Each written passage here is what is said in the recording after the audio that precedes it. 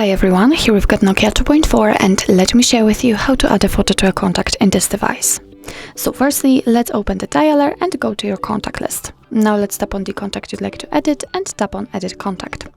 Here we have to tap on this camera icon, so let's do it.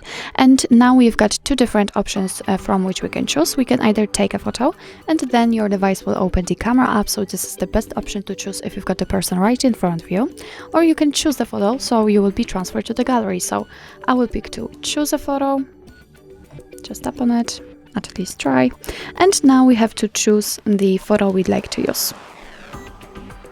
And from this step we can adjust the size of this square, and thanks to this we can decide what we will see after saving the whole contact, because it is responsible for it. So just change the position of the photo, change the square size, and if you are happy with the results, just tap on done. What's more, you can rotate the picture here, so it's up to you how you want to set it. So if you are ready, tap on done.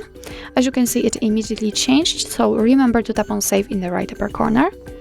And as you can see, the photo has been immediately applied, and it will be also visible on our contact list, and he will be able to see it while all incoming calls from that number.